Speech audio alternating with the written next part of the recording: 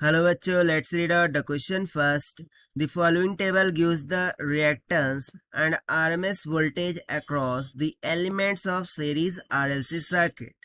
So यहाँ पर basically हमें टेबल गिवन है जिसमें सर्किट एलिमेंट उसकी रिएक्टेंस और voltage across the elements given है with respect to resistor, capacitor and inductor. So question पूछ क्या रहा है, what is the RMS current in the circuit. RMS current क्या होगा सर्किट के लिए वो फाइंड करना है. तो चलिए स्टार्ट करते हैं हम की कॉन्सेप्ट से which we are going to use here for this question. तो जैसा कि हमें फाइंड करना है आरएमएस करंट, सो उसकी वैल्यू किसकी इक्वल होती है, I R M S. This is equals to V R M S divided by impedance of the circuit that is Z. So इसी कॉन्सेप्ट का हम यहाँ पर यूज करेंगे, लेकिन उसके पहले हम वैल्यूज एक्सट्रैक्ट कर लेते हैं, राइट.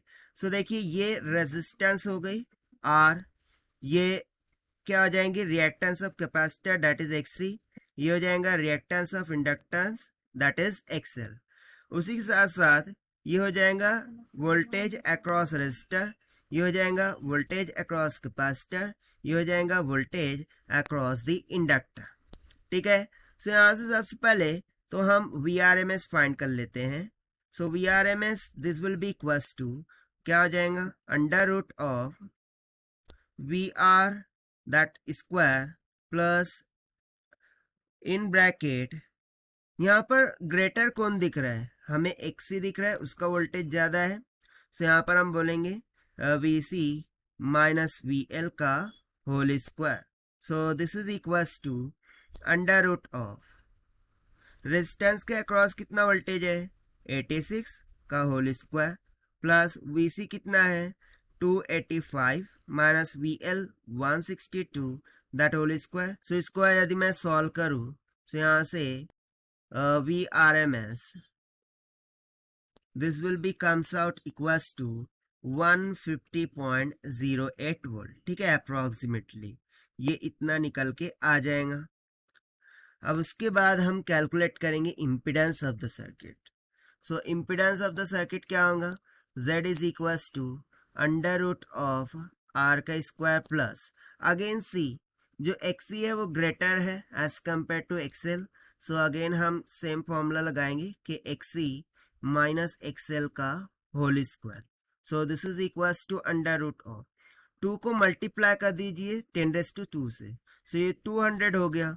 सो 200 का होल स्क्वायर प्लस XC कितना हो जाएगा 663, राइट. जब 10⁻² से मल्टीप्लाई करेंगे तब माइनस ऑफ XL कितना हो जाएगा 377 का whole square. So it will comes out 348.99, यानी कि हम अप्रॉक्सीमेटली लिख सकते हैं 349 ओहम की इक्वल.